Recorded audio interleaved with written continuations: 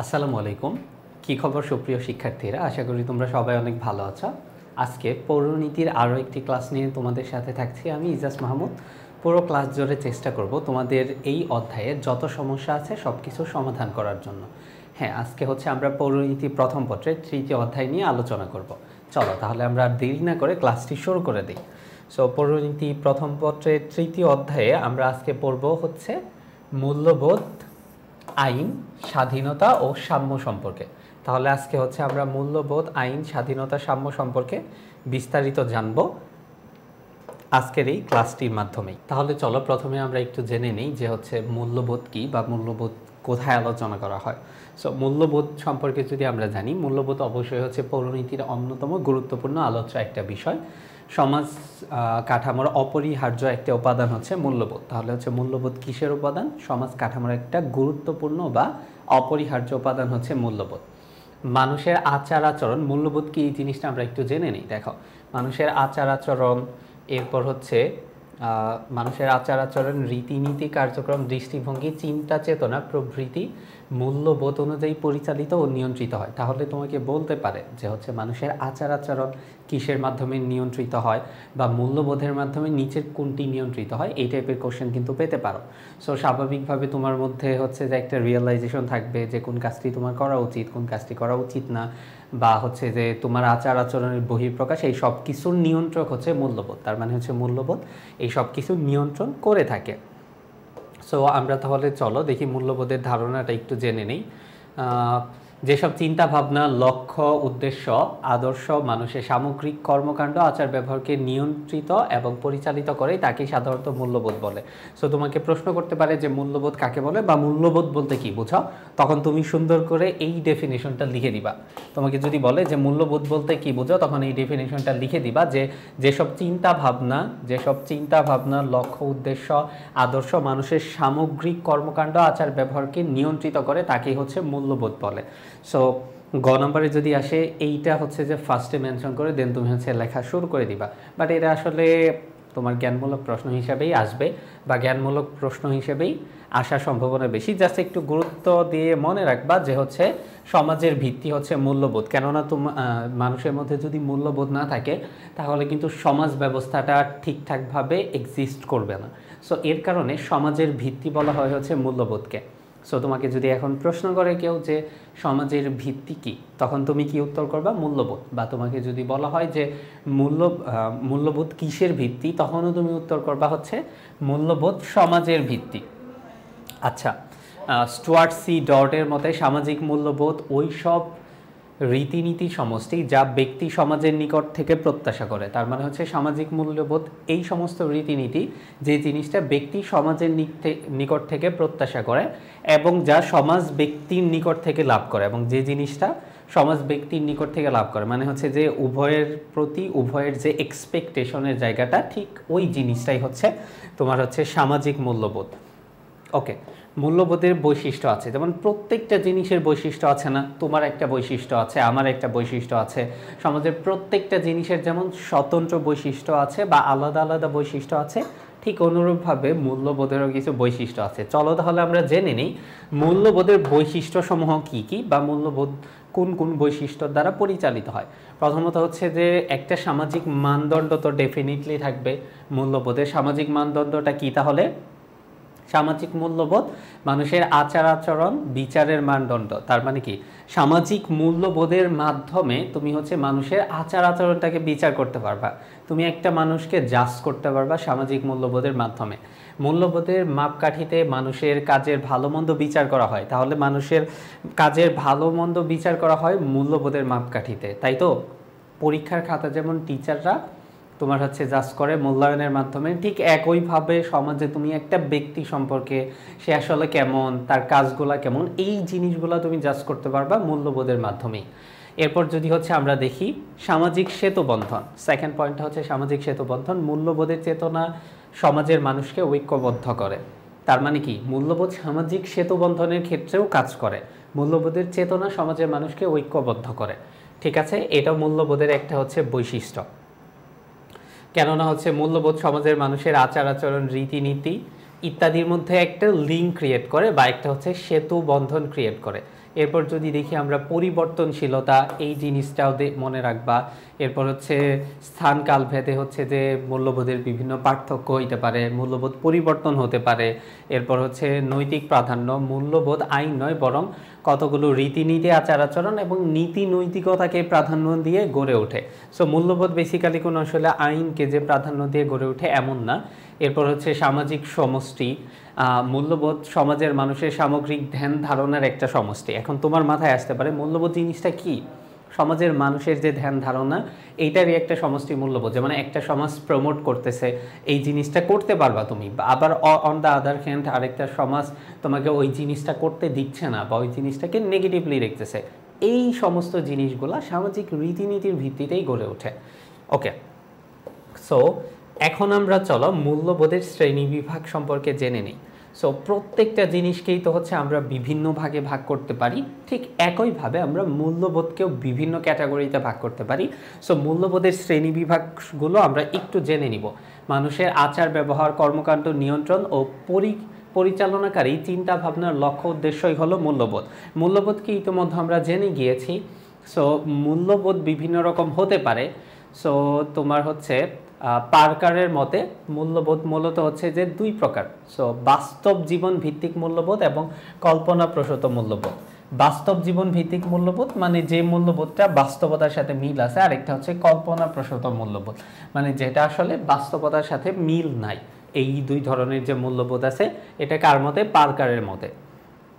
কেউ কেউ আবার মূল্যবোধকে আবার ডিফারেন্টভাবে, মানে পার্কার মূল্যবোধকে দুই ভাগে ভাগ করেছে। একটা হচ্ছে বাস্তবতার সাথে রিলেটেড, বাস্তবতার সাথে সামঞ্জস্যতা রয়েছে, আরেকটা বাস্তবতার সাথে সামঞ্জস্য নাই।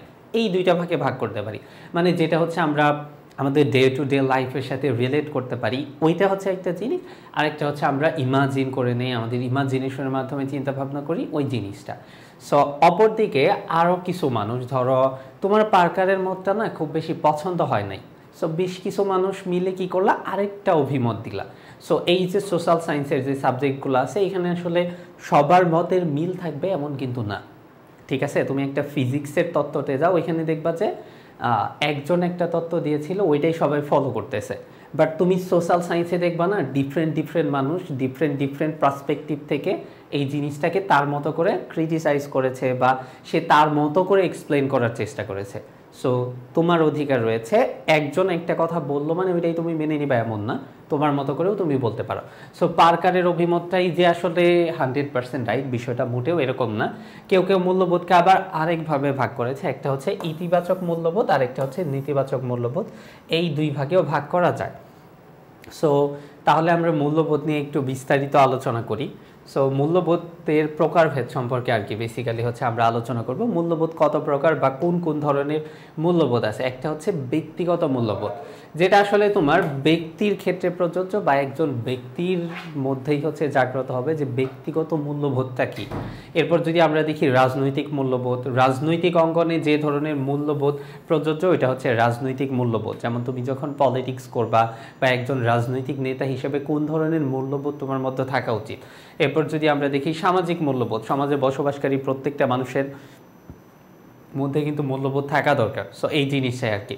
সো অপর দিকে আছে হচ্ছে তোমার গণতান্ত্রিক মূল্যবোধ, এরপর আছে হচ্ছে ধর্মীয় মূল্যবোধ, সাংস্কৃতিক মূল্যবোধ, অর্থনৈতিক মূল্যবোধ, আধ্যাত্মিক মূল্যবোধ এবং নৈতিক মূল্যবোধ ইত্যাদি বিভিন্ন ধরনের মূল্যবোধ রয়েছে।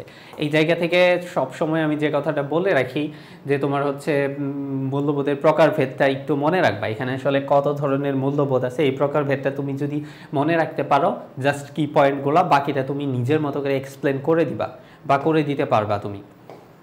ওকে, এরপর যদি আমরা দেখি সামাজিক মূল্যবোধের ভিত্তি বা উপাদান। সো একটা ইম্পর্টেন্ট জিনিস হচ্ছে সামাজিক মূল্যবোধ। কেননা আমরা সবাই কোথায় বসবাস করি? আমরা সবাই সমাজে বসবাস করি। সেই প্রাচীনকাল থেকে বর্তমান সময় পর্যন্ত ডে টু ডে তোমার হচ্ছে যেমন মানুষ ডেভেলপ হয়েছে, সভ্যতার উত্তরণ ঘটেছে, ধীরে ধীরে কিন্তু আমরা আরও বেশি সমাজবদ্ধ হয়েছি। একটা সময় হচ্ছে দেখা যাইতো যে প্রাচীন মানুষ হচ্ছে গুহাতে বসবাস করত, বা দেখা যাইতো বিস্তীর্ণ একটা জায়গা জুড়ে একটা বা দুইটা পরিবার রয়েছে। বাট বর্তমান সময়ে কি দেখা যাচ্ছে যে মানুষ যত বেশি হচ্ছে সামনের দিকে আগাচ্ছে, তারা আরও বেশি সামাজিকভাবে বসবাস করতেছে। সো আমরা কিন্তু আসলে সমাজের বাইরে গিয়ে বসবাস করতে পারি না। সো এই জন্য অবশ্যই আমাদের হচ্ছে সামাজিক মূল্যবোধ সম্পর্কে একটু বিস্তারিত জানতে হবে।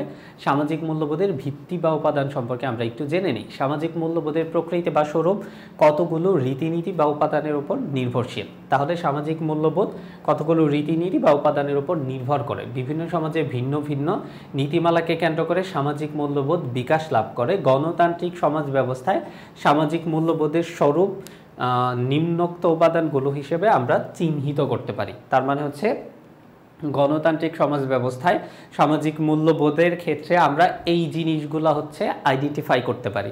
তোমাকে তাহলে প্রশ্ন করতে পারে যে গণতান্ত্রিক সমাজ ব্যবস্থায় সমাজের সামাজিক মূল্যবোধ সমূহ আলোচনা করো। তার মানে একটা দেশ এটা গণতান্ত্রিক হইতে পারে, আবার এটা হচ্ছে রাজতন্ত্র দ্বারাও পরিচালিত হইতে পারে, আবার স্বৈরতন্ত্র দ্বারাও পরিচালিত হইতে পারে। পৃথিবীর বিভিন্ন দেশ আসলে বিভিন্নভাবে পরিচালিত হয়ে থাকে। সো তোমার হচ্ছে যে যখন একটা গণতান্ত্রিক সমাজ ব্যবস্থা থাকবে সেখানে নিম্নোক্ত উপাদানগুলো মূল্যবোধের গুরুত্বপূর্ণ উপাদান হিসেবে বিবেচিত হবে। কোন মূল্যবোধের? সামাজিক মূল্যবোধের গুরুত্বপূর্ণ উপাদান হিসেবে বিবেচিত হবে। তার মানে গণতান্ত্রিক সমাজ ব্যবস্থায় নিম্নোক্ত উপাদানসমূহ সামাজিক মূল্যবোধের গুরুত্বপূর্ণ উপাদান হিসেবে বিবেচিত হয়। প্রথমত হচ্ছে নীতি ও ঐতিহ্যবোধ। তোমার হচ্ছে কোন কাজটা করা উচিত বা তোমার হচ্ছে নীতি এবং নৈতিকতা থাকতে হবে তোমার মধ্যে। একটা কাজ তুমি করবা নাকি একটা কাজ তুমি করবা না, এই জিনিসটা তোমাকে ডেফিনেটলি জানতে হবে, এই জিনিসটাই। এরপর হচ্ছে সামাজিক ন্যায় বিচার। সো সমাজে অবশ্যই ন্যায় বিচার প্রতিষ্ঠা করতে হবে। তোমার আজকে ক্ষমতা থাকলো বিধায় তুমি হচ্ছে অন্যায়ভাবে একটা কিছু করলে, এটা করা যাবে না। একটা সামাজিক ন্যায় বিচার প্রতিষ্ঠা করতে হবে। শৃঙ্খলা বোধ থাকতে হবে।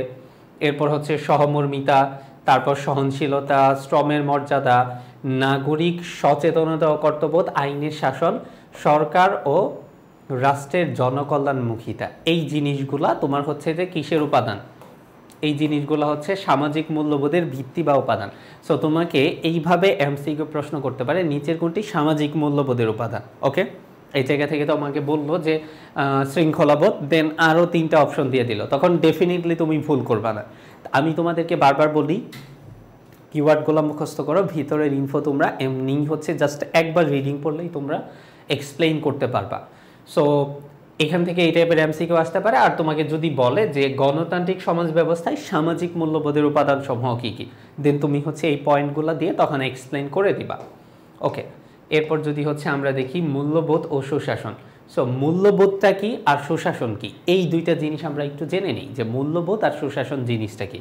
সো প্রথমেই যদি হচ্ছে আমরা দেখি মূল্যবোধের দিকে দেখি, মূল্যবোধ এমন একটি মানদণ্ড যার দ্বারা সমাজের মানুষের কর্মকাণ্ডের ভালো মন্দ দিক বিবেচনা করা হয়। তার মানে হচ্ছে সহজভাবে মূল্যবোধের মাধ্যমে জাজ করা হবে, এটা আমরা আগে থেকেই জানি। মূল্যবোধ সম্পন্ন ব্যক্তির আচার আচরণ হয় সুনিয়ন্ত্রিত। মূল্যবোধ সম্পন্ন ব্যক্তির আচার আচরণ সুনিয়ন্ত্রিত হয়। মূল্যবোধ এমন কতগুলো গুণাবলী বা আদর্শ হিসেবে মানুষ অনুসরণ করে, মানুষের ব্যবহার ও রীতিনীতি মূল্যবোধ দ্বারা নিয়ন্ত্রিত হয় বিধায় এর মাধ্যমে সামাজিক শৃঙ্খলা, নিয়ন্ত্রণ ও সুশাসন প্রতিষ্ঠা করা সম্ভব। তার মানে হচ্ছে সামাজিক শৃঙ্খলা, এরপর হচ্ছে নিয়ন্ত্রণ এবং সুশাসন প্রতিষ্ঠার ক্ষেত্রে গুরুত্বপূর্ণ ভূমিকা রাখে হচ্ছে মূল্যবোধ। আর এর জন্য মূল্যবোধ এবং সুশাসনের মধ্যে নিবিড় সম্পর্ক রয়েছে। সো মূল্যবোধ সুশাসনের মধ্যে নিবিড় সম্পর্ক রয়েছে, কেননা একে অপরের সাথে কানেক্টেড। অপরদিকে যদি হচ্ছে আমরা দেখি সুশাসন দ্বারা আমরা সহজেই বুঝতে পারতেছি এমন একটা শাসন ব্যবস্থা থাকবে যেখানে আসলে ন্যায় বিচার প্রতিষ্ঠিত হবে, যেখানে আসলে জবাবদিহিতা থাকবে, যেখানে স্বেচ্ছাচারিতার কোনো প্রকার সুযোগ থাকবে না। এই ধরনের শাসন ব্যবস্থাকে বলা হয় সুশাসন।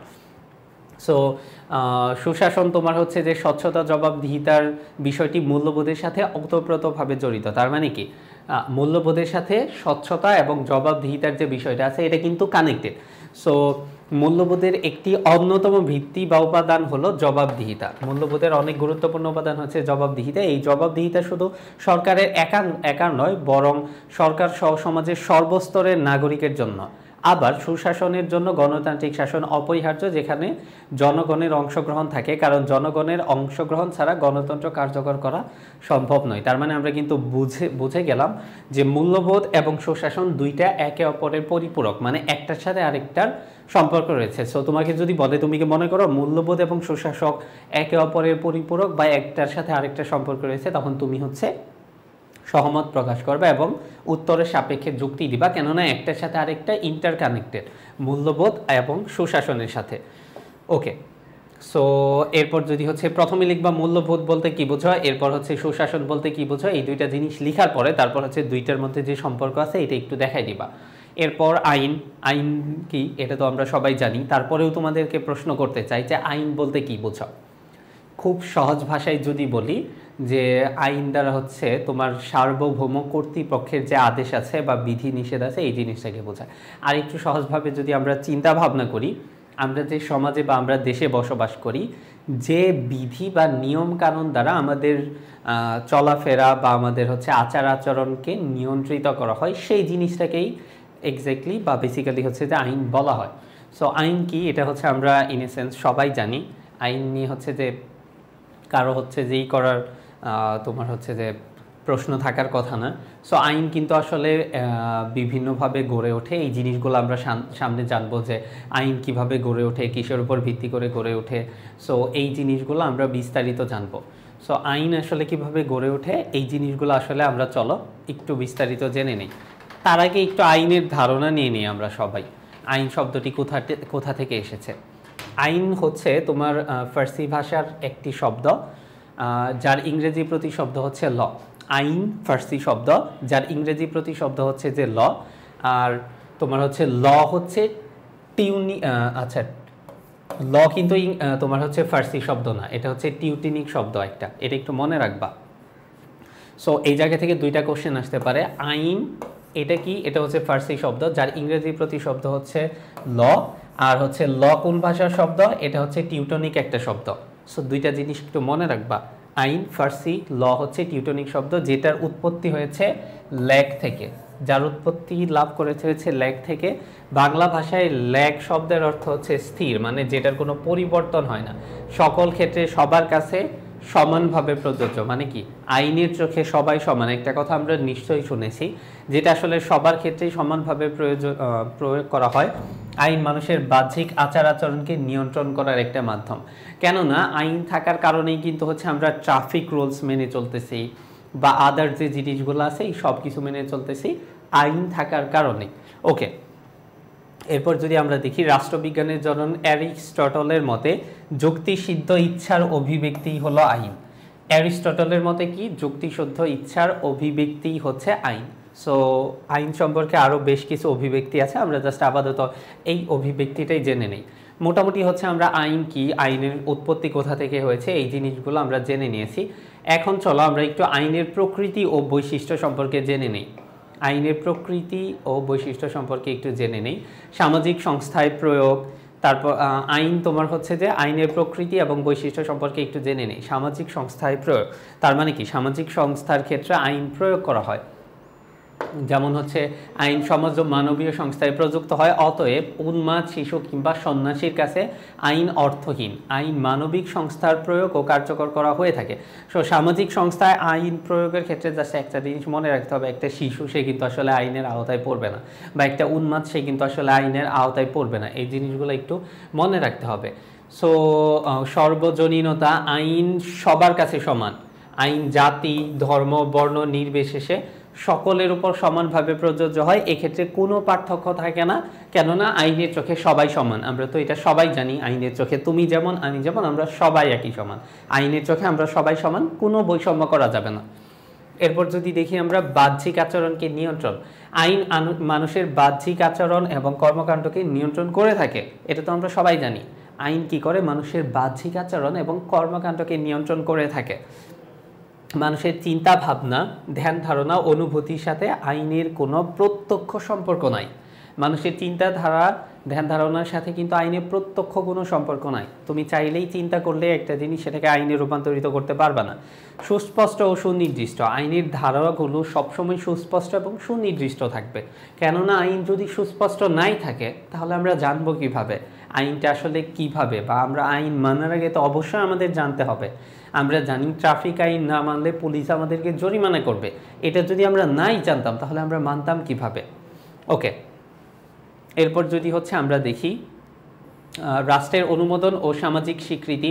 আজকে তুমি একটা আইন করে ফেললেই তো আইনটা হবে না, এর জন্য রাষ্ট্রের অনুমতি লাগবে এবং সামাজিক স্বীকৃতিও লাগবে অবশ্যই। রাষ্ট্রের অনুমোদন এবং সামাজিক স্বীকৃতি ব্যতীত আইন অর্থহীন, কখনোই তুমি হচ্ছে আইন করতে পারবে না। এরপর হচ্ছে বাধ্যবাধকতা, বাধ্যবাধকতা আইনের একটা গুরুত্বপূর্ণ বৈশিষ্ট্য, কেননা আইন মানার জন্য পৃথিবীর প্রত্যেকটা দেশের সকল নাগরিককেই হচ্ছে বাধ্য করতে হবে, কেননা প্রত্যেকটা নাগরিককে আইন মেনে চলতে হবে। এরপর যদি আমরা দেখি পরিবর্তনশীলতা, আইন পরিবর্তনশীল, আইন সবসময় তোমার হচ্ছে যে চেঞ্জ হয়, আইন পরিবর্তন হতেই থাকে, এটা আইনের একটা বৈশিষ্ট্য। সো সময়ের সাথে সাথে আইনের ধারাসমূহকে সংযোজন করার প্রয়োজন হয় বা কখনো কখনো সংশোধন করারও প্রয়োজন হয়ে থাকে। সো এই তো আমরা হচ্ছে যে আইনের উৎপত্তি, আইন সম্পর্কে বিস্তারিত জেনে নিলাম। এখন তোমাদের মধ্যে অবশ্যই প্রশ্ন এসেছে, ভাইয়া আইনটা আসে কোথা থেকে? আইন কি আপনা আপনি আসে নাকি কেউ তৈরি করে? এই জিনিসটা একটু জেনে নিই, আইনের উৎসসমূহ, আইন আসলে কোন কোন উৎস থেকে এসেছে। সো আমরা আইনের উৎসসমূহ সম্পর্কে একটু জেনে নিব।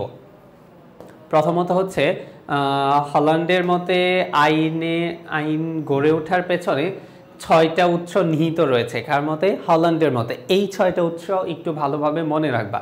এই 6টা উৎসের বাইরেও আরও বেশ কিছু উৎস রয়েছে, তবে হল্যান্ডের মতে আইন গড়ে ওঠার পেছনে 6টা উৎস রয়েছে। প্রথমত প্রচলিত প্রথা বা রীতিনীতি।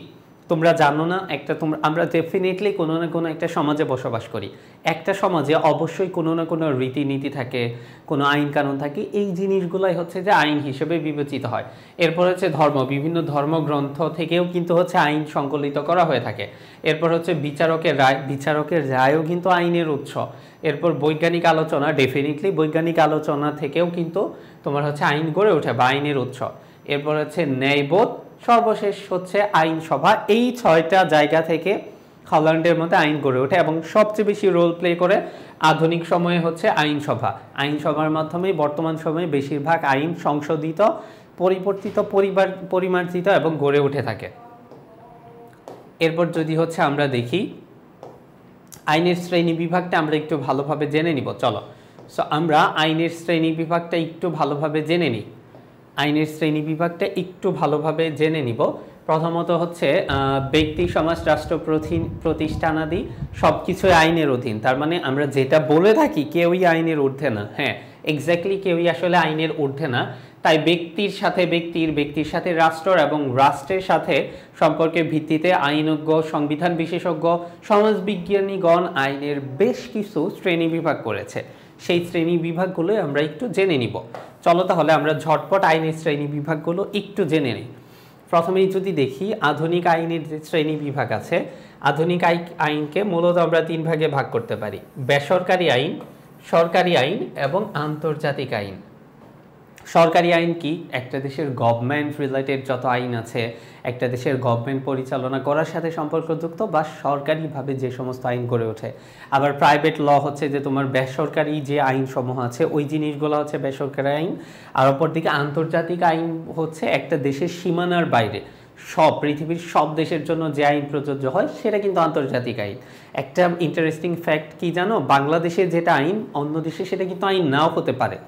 এমন হতে পারে যে বাংলাদেশে একটা জিনিস যদি তুমি করো বা তোমার একটা কর্মকাণ্ডের জন্য তোমাকে হচ্ছে যে আইনের সম্মুখীন হতে পারে, ঠিক সেম জিনিসটা তুমি যখন পৃথিবীর অন্য দেশে করবা তোমাকে কিছুই বলবে না। হ্যাঁ, এই জিনিসটা ঘটে থাকে। সো এর কারণে হচ্ছে যে সরকারি আইন বা অভ্যন্তরীণ আইন আর আন্তর্জাতিক আইনের মধ্যে পার্থক্য রয়েছে। আন্তর্জাতিক আইনটা হচ্ছে এমন একটা আইন যেটা হচ্ছে পৃথিবীর সমস্ত দেশকে মানতে হবে। যেমন হচ্ছে আন্তর্জাতিক সমুদ্র বিষয়ক আইন হতে পারে এটা, তারপর আন্তর্জাতিক পরিবেশ বিষয়ক আইন হতে পারে, বা পারমাণবিক অস্ত্রের নিষিদ্ধকরণ কোনো চুক্তি হতে পারে। তোমাদেরকে আন্তর্জাতিক আইন সম্পর্কে আরও একটু বিস্তারিত জানিয়ে দিই বা আন্তর্জাতিক আইন সম্পর্কে একটু বিস্তারিত বলে দিই। আন্তর্জাতিক আইনের ক্ষেত্রে কিন্তু তোমার হচ্ছে যে দুর্বলতার জায়গা আছে। আন্তর্জাতিক আইনের ক্ষেত্রে আন্তর্জাতিক আইনের দুর্বলতা অনেক বেশি, কেননা আন্তর্জাতিক আইনগুলো যে আদালতে নিষ্পত্তি হয়, সো এটা অনেক সময় সাপেক্ষ। একটা দেশ এটা হচ্ছে যে তোমার হচ্ছে ইচ্ছা করে আসলে অনেক বেশি দেরি করে, এটার ফাইনাল রায় আসতে আসতে আসলে ওইটার যে সব মানে অ্যাকচুয়াল যে হচ্ছে যে ভ্যালু সেটা আসলে থাকে না। আর অপরদিকে তোমার হচ্ছে যে পৃথিবীর কোনো দেশে আন্তর্জাতিক কোনো সনদে স্বাক্ষর করার মাধ্যমে সেটা তাদের দেশের ডোমেস্টিক ল হিসেবে পরিগণিত হয় বা গণ্য করা হয়, যেমন ইউএসের ক্ষেত্রে, বাট বাংলাদেশের ক্ষেত্রে সেটা হয় না।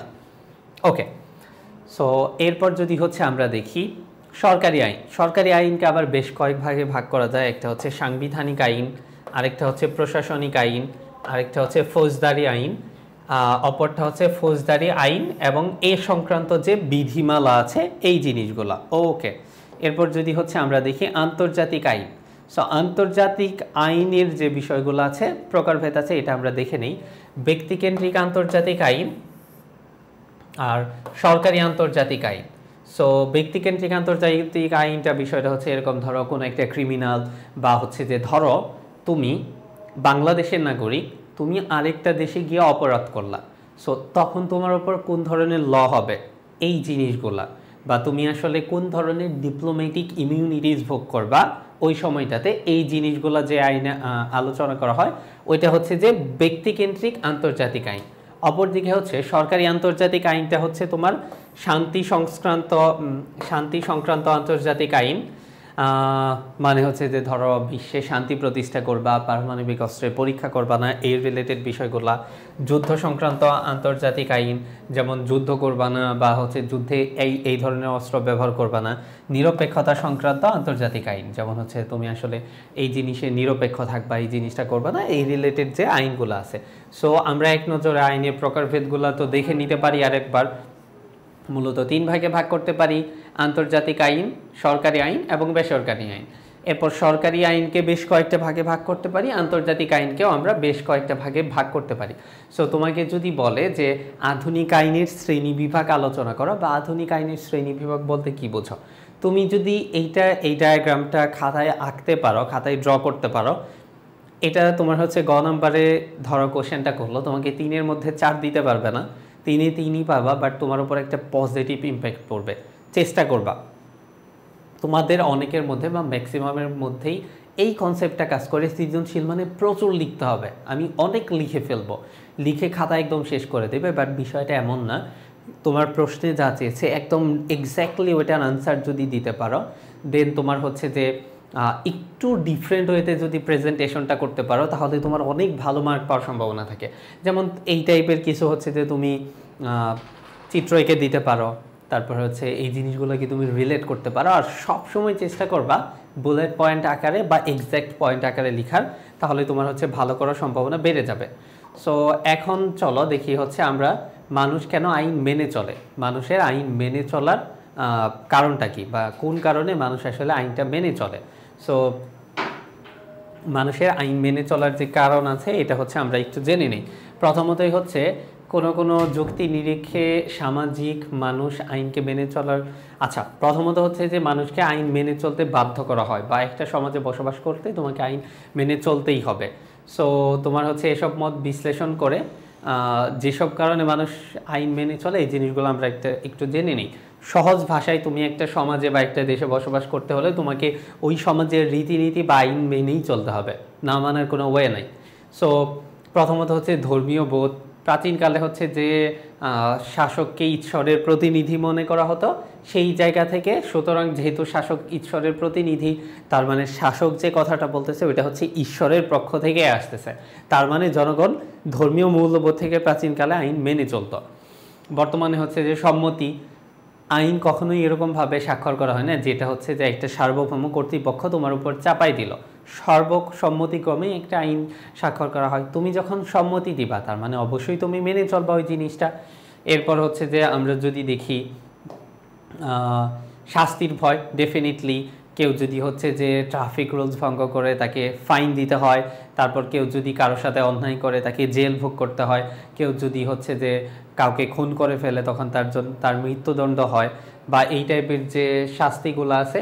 সো এই জিনিসগুলোর ভয়েও কিন্তু মানুষ আইন মেনে চলে, শাস্তি না থাকলে হয়তো বা অনেক আইন মেনে চলতো না। গুরুত্ব ও উপযোগিতা। সো আধুনিক রাষ্ট্রে আইন মেনে চলার কারণ হিসেবে আইনের প্রয়োজনীয়তা ও উপযোগিতাকে অনেকেই গুরুত্ব দিয়ে থাকে, কেননা সুশৃঙ্খলভাবে তুমি বসবাস করতে পারবে। এরপর হচ্ছে নিরাপত্তা ও অধিকার রক্ষার জন্য, অনেকে কিন্তু তোমার নিরাপত্তা এবং অধিকার রক্ষার জন্য হচ্ছে আইন মেনে চলে। সামাজিক কল্যাণ, শক্তি প্রয়োগ ইত্যাদি কারণেও কিন্তু তোমার অনেকেই আইন মেনে চলে। এরপর আমরা দেখব হচ্ছে নৈতিকতা। সো নৈতিকতা জিনিসটা কি, স্বাভাবিকভাবেই হচ্ছে যে তুমি সবসময় সত্য পথে থাকবা, সত্য পথে চলবা এবং নীতি বর্জিত কোনো কাজ করবা না, এই জিনিসটাই হচ্ছে যে নৈতিকতা। সো নৈতিকতা সম্পর্কে হচ্ছে উইলিয়াম সিলি কি বলেছেন, মানুষের দৈনন্দিন কথাবার্তা, কাজে ভালো, উচিত এবং সঠিক শব্দমালা নীতিশাস্ত্রের নৈতিকতার মানদণ্ড হিসেবে বিচার করা হয়। তার মানে কি, দৈনন্দিন যে তোমার কার্যকলাপ আছে এই জিনিসগুলো হচ্ছে নৈতিকতার মানদণ্ড হিসেবে বিবেচনা করা হয়। এখন যদি আমরা দেখি, চলো আইন এবং নৈতিকতার মধ্যে সম্পর্ক, আইন এবং নৈতিকতার মধ্যে কি সম্পর্ক রয়েছে এই সম্পর্কটা আমরা একটু দেখে নিব। আদৌ কি আসলে আইন ও নৈতিকতার মধ্যে কোনো সম্পর্ক রয়েছে কিনা এই জিনিসটা একটু আমরা হচ্ছে যে জেনে নিব। আইন ও নৈতিকতা এক বিষয় না হলে উভয়ের মধ্যে কিন্তু অত্যন্ত ঘনিষ্ঠ সম্পর্ক বিদ্যমান। কেননা আইন হচ্ছে তোমার চিরাচরিত প্রথা, ধর্মীয় অনুশাসন, বিচারকদের রায়, আইন সংক্রান্ত গ্রন্থগুলির সমন্বয়ের সৃষ্টি। আর নৈতিকতা একান্তভাবেই মানুষের মন থেকে উৎপত্তি লাভ করে। কারণ তুমি নিজে আসলে বুঝবা যে আরেকজনের সাথে খারাপ ব্যবহার করবা কিনা, সমাজের অনুশাসনগুলো মেনে চলবা কিনা, এই জিনিসগুলো আসলে তোমার ইন্টারনাল বিষয়। সো উদ্দেশ্য তোমার হচ্ছে যে উদ্দেশ্য ও লক্ষ্যগত সম্পর্ক।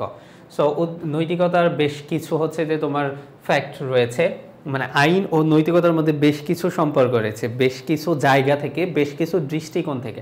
উদ্দেশ্য লক্ষ্যগত দিক থেকে সম্পর্ক রয়েছে, তাদের উৎপত্তিগত দিক থেকে সম্পর্ক রয়েছে, বিষয়বস্তুগত দিক থেকে সম্পর্ক রয়েছে, অপরদিকে একে অপরের উপর নির্ভরশীল। আইন এবং নৈতিকতা একে অপরের উপর কিন্তু নির্ভরশীল, একে অপরের ওপর প্রভাব বিস্তার করতে পারে। এরপর দুইটার মধ্যে পরিবর্তনশীলতাও রয়েছে। মানুষের কল্যাণ সাধন, আইন এবং নৈতিকতা উভয়েরই কিন্তু জিস্ট যে জিনিস, এটা হচ্ছে মানুষের কল্যাণ সাধন। সো তোমরা হচ্ছে আইন এবং নৈতিকতার মধ্যে যে হচ্ছে যে সম্পর্ক আছে, সম্পর্কের জন্য এই পয়েন্টগুলো একটু মনে রাখবা। এবং তোমাকে যদি সৃজনশীল লিখতে দেওয়া হয় যে আইন ও নৈতিকতার মধ্যে সম্পর্ক আলোচনা করো, তখন এই পয়েন্টগুলো তুমি এক্সপ্লেন করে দিবা। এখানে 5টা থেকে 6টা পয়েন্ট যদি এক্সপ্লেন করতে পারো, এনাফ, তুমি আসলে পর্যাপ্ত মার্ক পেয়ে যাবা। সো স্বাধীনতার শ্রেণী বিভাগ। সো তোমাদেরকে যদি বলি যে স্বাধীনতার শ্রেণী বিভাগ আলোচনা করো, বা স্বাধীনতা বলতে কি বোঝো, আগে প্রথম যে বিষয়টা, স্বাধীনতা আসলে এক একজনের কাছে এক এক রকম। কারো কাছে আসলে আনলিমিটেড টাকা থাকবে, কারো কাছে হচ্ছে যখন মনে চায় বাইরে যেতে পারবো আমি, কারো কাছে হয়তো যে সারাদিন যদি বাবা মা পড়ার জন্য বকবক না করতো, আমি আমার নিজের মতো করে সময় স্পেন্ড করতে পারতাম। এই জিনিসটা হচ্ছে স্বাধীনতা।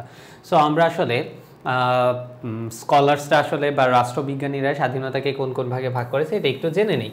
প্রথমত স্বাধীনতাকে 3 ভাগে তারা ভাগ করেছেন। একটা হচ্ছে প্রাকৃতিক স্বাধীনতা, অপরটি আইনগত স্বাধীনতা, এবং আরেকটি হচ্ছে সামাজিক স্বাধীনতা। তার মানে প্রাকৃতিকগতভাবে, আইনগতভাবে এবং সামাজিকভাবে প্রত্যেকটা ভাবেই তুমি হচ্ছে স্বাধীন থাকবা। প্রাকৃতিক স্বাধীনতার মধ্যে যদি আমরা দেখি, রাজনৈতিক স্বাধীনতা রয়েছে, অর্থনৈতিক স্বাধীনতা রয়েছে। আর সামাজিক স্বাধীনতার মধ্যে রয়েছে ব্যক্তিগত স্বাধীনতা এবং জাতীয় স্বাধীনতা। সো এই ছিল হচ্ছে তোমার স্বাধীনতার প্রকারভেদ। স্বাধীনতার প্রকারভেদ হচ্ছে প্রকৃতিগতভাবে তুমি স্বাধীন থাকবা, আইনগতভাবেও তুমি স্বাধীন থাকবা, রাজনৈতিকগতভাবেও তুমি স্বাধীন থাকবা। এই জিনিসগুলো আসলে মানে তুমি তোমার প্রত্যেকটা সেক্টরে যে স্বাধীনতা রয়েছে, এই জিনিসগুলো এই জায়গায় তোমার হচ্ছে আলোচনা করা হয়। সো এখন স্বাধীনতার প্রকারভেদ তো আমরা আসলে জানলাম। এখন চলো আমরা জেনে নিই স্বাধীনতার রক্ষা কবচ হিসেবে কোন জিনিসটা আসলে স্বাধীনতার রক্ষা কবচ হিসেবে কাজ করে। স্বাধীনতা ভোগ করার চেয়ে স্বাধীনতা সংরক্ষণ করা কঠিন, এটা তো আমরা সবাই জানি। বারবার বলে না যে স্বাধীনতা অর্জনের চেয়ে স্বাধীনতা রক্ষা করা কঠিন, এই জিনিসটা আর কি। অর্থাৎ স্বাধীনতা সংরক্ষণের জন্য বিশেষ ব্যবস্থা গ্রহণ করতে হয়, যা স্বাধীনতার রক্ষা কবচ নামে পরিচিত। এজন্য রাষ্ট্রবিজ্ঞানী আধুনিক গণতান্ত্রিক ব্যবস্থার প্রেক্ষাপটে স্বাধীনতা রক্ষার জন্য বেশ কিছু রক্ষা কবচ উল্লেখ করেছেন, বা বেশ কিছু বিষয়ের কথা উল্লেখ করেছেন যে জিনিসগুলো আসলে স্বাধীনতার রক্ষা কবচ হিসেবে কাজ করে। প্রথমত হচ্ছে আইন স্বাধীনতার রক্ষা কবচ হিসেবে কাজ করে। এখন তোমার প্রশ্ন আসতেই পারে, আইন কিভাবে স্বাধীনতার রক্ষা কবচ হিসেবে কাজ করে? সো তোমার যে কিছু হচ্ছে মৌলিক অধিকার আছে বা তোমার অধিকার আছে, এই যে আদার যে বিষয়গুলো আছে, এই জিনিসগুলো এনশিওর করা হয় আইনের মাধ্যমে। অপরদিকে হচ্ছে মৌলিক অধিকার, তারপর হচ্ছে তোমার আইনের শাসন, গণতন্ত্র, ক্ষমতা স্বতন্ত্রীকরণ নীতি, তারপর হচ্ছে যে জনমত, তারপর স্বাধীন বিচার বিভাগ, দায়িত্বশীল শাসন ব্যবস্থা, ক্ষমতার বিকেন্দ্রীকরণ, তারপর হচ্ছে সরকার জনগণের মধ্যে সহযোগিতা, প্রত্যক্ষ গণতান্ত্রিক পদ্ধতি, বিশেষ সুযোগ সুবিধার বিলোপ, সামাজিক ন্যায় বিচার ইত্যাদি জিনিস স্বাধীনতার রক্ষা কবচ হিসেবে কাজ করে। সো এই জায়গা থেকে তোমাকে প্রশ্ন করতে পারে নিচের কোনটি স্বাধীনতার রক্ষা কবচ হিসেবে কাজ করে। সো তখন কিন্তু তোমার ভুল করা যাবে না যে এই জিনিসটা স্বাধীনতার রক্ষা কবচ হিসেবে কাজ করে, বা তোমাকে বলতে পারে স্বাধীনতার রক্ষা কবচ কোনগুলো। যদি তোমাকে গ নাম্বার বা ঘ নাম্বার বলে, তখন তুমি এই পয়েন্টগুলো এক্সপ্লেন করে দিবা। এরপর যদি আমরা দেখি হচ্ছে সাম্য। সো সাম্য বলতে আমরা কি বুঝি? সাম্যের সাধারণ অর্থ হচ্ছে যে পরস্পর সমতা বা অভিন্নতা। কাজী নজরুল ইসলামের আমরা হচ্ছে সাম্যবাদী কবিতা পড়ি নাই, গাহি সাম্যের গান। সো ইন এ সেন্স আমরা সবাই equal, there is no black domination, there is no white domination। এখানে আসলে কেউই সুপিরিয়র না, বা কেউই আসলে কোনো অনেক উচ্চ বংশ থেকে আসছে এমন না, কেউই আসলে অনেক নিচু বংশ থেকে আসছে এমন না। সো আমরা সবাই সমান, আমরা সবাই মানুষ, এটা হচ্ছে সবচেয়ে বড় বিষয়। সো এই জিনিসটাই আসলে সাম্য। বা অধ্যাপক লাস্কির মতে আমরা যদি দেখি, সাম্য বলতে হচ্ছে যে সকলের জন্য উপযুক্ত সুযোগ সুবিধা উন্মুক্ত করে দেওয়াকে বোঝায়। তার মানে হচ্ছে অধ্যাপক লাস্কির মতে সকলের জন্য সমান সুযোগ সুবিধা উন্মুক্ত করে দেওয়ার যে বিষয়টা, এই জিনিসটাকেই সাম্য বলে। সো আমরা তো আসলে বুঝতে পারলাম সাম্য কি বা সাম্য জিনিসটা কি। এখন চলো আমরা সাম্যর শ্রেণী বিভাগটা একটু জেনে নিই। সাম্যর যে ক্লাসিফিকেশন আছে এই জিনিসটা একটু জেনে নিব, যে সাম্যর শ্রেণী বিভাগ কত প্রকার, কি কি। ব্যক্তির ব্যক্তিত্বের বিকাশের জন্য সাম্য অপরিহার্য। কেননা আসলে যদি মানুষের মধ্যে ডমিনেশন থাকে তাহলে ব্যক্তিত্বের বিকাশ ঘটবে না। কারণ সুযোগ সুবিধার ক্ষেত্রে সাম্য অবস্থা বিরাজ করলে মানুষ যে সুযোগ গ্রহণ করতে পারে সেটা আসলে তার আত্মবিকাশের ক্ষেত্রে সহযোগিতা করে। সো আমরা দেখি সাম্য মূলত হচ্ছে দুই প্রকার সাম্য আছে। রাষ্ট্রবিজ্ঞানী বার্কারের মতে দুই প্রকার সাম্য আছে, একটা হচ্ছে আইনগত সাম্য আর একটা হচ্ছে সামাজিক সাম্য। অপরদিকে হচ্ছে রাষ্ট্রবিজ্ঞানী লাস্কির মতেও সাম্য দুই প্রকার, একটা হচ্ছে রাজনৈতিক সাম্য আর একটা হচ্ছে সামাজিক সাম্য। সো তোমাকে যদি বলা হয় বার্কারের মতে সাম্য কত প্রকার, তখন হচ্ছে দুই প্রকার, আইনগত সাম্য এবং সামাজিক সাম্য। আবার লাস্কির মতে যদি বলে তখনও দেখবে দুই প্রকার, রাজনৈতিক সাম্য এবং তোমার হচ্ছে যে সামাজিক সাম্য। এই দুই প্রকার সাম্য তুমি হচ্ছে যে একটু মেনশন করে দিবা।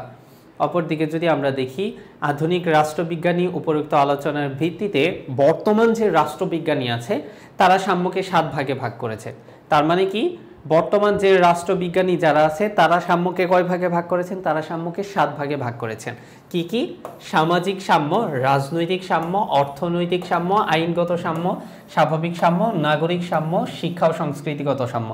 এই 7টা ভাগের ভেতরের যে ইনফোগুলা লিখবা না, এটা একদম সহজ। দেখো, তুমি চিন্তা করো, সামাজিক সাম্য হচ্ছে সামাজিক ক্ষেত্রে আমি তুমি সবাই আমরা ইকুয়াল, আমরা সমান সুযোগ সুবিধা ভোগ করব, এই জিনিসটাই সামাজিক সাম্য। রাজনৈতিক সাম্য মানে কি? তুমি চাইলে তুমিও রাজনীতি করতে পারবে, আমি চাইলে আমিও রাজনীতি করতে পারবো। অপরদিকে হচ্ছে অর্থনৈতিক সাম্য, অর্থনৈতিক কর্মকাণ্ডে অংশগ্রহণের ক্ষেত্রে আমরা সবাই ইকুয়াল, আমরা সবাই সমান সুবিধা ভোগ করব। এরপর যদি দেখি আইনগত সাম্য, আইনের ক্ষেত্রে আমরা সবাই সমান, যে অপরাধ করবে সেই শাস্তি ভোগ করবে। স্বাভাবিক সাম্য মানে হচ্ছে আমরা স্বাভাবিকভাবেই সাম্যের যে অধিকার আছে এটা ভোগ করব। এরপর নাগরিক সাম্য, নাগরিক যে অধিকার আছে সবাই সমান অধিকার ভোগ করবে। শিক্ষা ও সংস্কৃতি সাম্য, শিক্ষা ও সংস্কৃতির ক্ষেত্রেও সবাই সমান সুবিধা পাবে, কোনো প্রতিষ্ঠানে কোনো একটা পার্টিকুলার শ্রেণীকে প্রায়োরিটি দেওয়া হবে এই জিনিসটা হতে পারে না। সবাই সব প্রতিষ্ঠানে এবং সব জায়গায় হচ্ছে সমান সুবিধা লাভ করবে। এরপর দেখো স্বাধীনতা এবং সাম্যের মধ্যে সম্পর্ক, এটা একটু হচ্ছে যে আলোচনা করে দিবা। স্বাধীনতা ও সাম্যের মধ্যে যে সম্পর্ক আছে এটা হচ্ছে আলোচনা করে দিবা। আইন, স্বাধীনতা ও সাম্যের মধ্যে যে সম্পর্ক আছে এই জিনিসটা একটু দেখে নিবা। এরপর হচ্ছে সুশাসন প্রতিষ্ঠায় গণতান্ত্রিক মূল্যবোধের গুরুত্ব। সো এই জিনিসটা আসলে আমরা কিন্তু জানি, সুশাসন প্রতিষ্ঠায় গণতন্ত্র মূল্যবোধের গুরুত্ব অপরিসীম। কেননা হচ্ছে গণতন্ত্র হচ্ছে আমার তোমার সকলের যে কম্বাইন একটা ভয়েস আছে, এটা হচ্ছে গণতন্ত্র। যখন তুমি সুশাসন প্রতিষ্ঠা করতে যাবা তখন তো গণতন্ত্র অবশ্যই দরকার পড়বে। কেননা গণতন্ত্র মানে সাধারণ মানুষের, জনগণের যে প্রত্যাশার ভাষা সেটা হচ্ছে গণতন্ত্র, সাধারণ মানুষের চাওয়া হচ্ছে গণতন্ত্র। সো আমরা সবাই যখন চাবো তখন আসলে সুশাসন প্রতিষ্ঠা করা সম্ভব। নিম্নে সুশাসন প্রতিষ্ঠায় গণতান্ত্রিক মূল্যবোধের গুরুত্ব আলোচনা করা হলো। এখানে যে পয়েন্টগুলো আছে এইগুলো একটু দেখে নিবা, খুবই গুরুত্ব দিয়ে এই পয়েন্টগুলো একটু দেখে নিবা। তাহলে হচ্ছে যে তোমার সুশাসন প্রতিষ্ঠায় গণতান্ত্রিক মূল্যবোধের যে হচ্ছে যে বিষয়টা আছে এটাতে তোমার কোনো সমস্যা হবে না। আমি জাস্ট তোমাদেরকে পয়েন্টগুলো একবার বলে দিতেছি, দেন তোমার হচ্ছে যে হয়ে যাবে এই জায়গা থেকে। আইনের শাসন, জবাবদিহিতা ও স্বচ্ছতা, গণতন্ত্র তোমার সুশাসন প্রতিষ্ঠার জন্য ডেফিনিটলি জবাবদিহিতা ও স্বচ্ছতা লাগবে। এরপর হচ্ছে এটা হচ্ছে গণতান্ত্রিক মূল্যবোধের ক্ষেত্রেই সম্ভব, কেননা গণতন্ত্রে একটা সরকার থাকবে আর একটা হচ্ছে অপোজিট গভর্নমেন্ট থাকবে। এরপর হচ্ছে বাকি যে বিষয়গুলো দেখতেছ, বিচার বিভাগের স্বাধীনতা রক্ষা, এটাও গণতন্ত্রের ক্ষেত্রেই তোমার হচ্ছে যে সম্ভব। সো আমরা খুব সহজে বলতে পারি যে হচ্ছে সুশাসন প্রতিষ্ঠায় গণতান্ত্রিক মূল্যবোধের গুরুত্ব অপরিসীম। কেননা সুশাসন প্রতিষ্ঠায় গণতন্ত্র অনেক গুরুত্বপূর্ণ ভূমিকা পালন করে। গণতন্ত্রকে তুমি এক পাশে রেখে খুব সহজে সুশাসন প্রতিষ্ঠা করতে পারবে না, এবং হয়তোবা তুমি প্রতিষ্ঠাই করতে পারবে না। সো এইখানে যে বিষয়গুলো ছিল এগুলা হচ্ছে যে বারবার যে কথাটা বলি যে পয়েন্টগুলো খুবই ভালোভাবে পড়বা। পয়েন্টগুলো পড়লে পয়েন্টের যে বিস্তারিত তথ্য আছে এগুলো তুমি খুব সহজে এক্সপ্লেন করতে পারবে। এই অধ্যায়ের গুরুত্বপূর্ণ তথ্যগুলো তোমাদের জন্য তুলে আনার চেষ্টা করেছি আমি। এরপরেও যদি তোমাদের কোনো সমস্যা থাকে, আমাদের আই এডুকেশনের অফিসিয়াল যে ফেসবুক গ্রুপ আছে ওইখানে তুমি পোস্ট করে দিবা। আশা করি তোমার সমস্যার সমাধান পেয়ে যাবে ইনশাল্লাহ। অ্যান্ড এই অধ্যায়ের যে এমসিকিউ আছে বা সিকিউ আছে এগুলো খুবই ভালোভাবে পড়বা। ক্লাসটা করার পরে প্রথম কাজ থাকবে এমসিকিউটা পড়ে ফেলা, এরপর দুই একটা সৃজনশীল প্র্যাকটিস করা।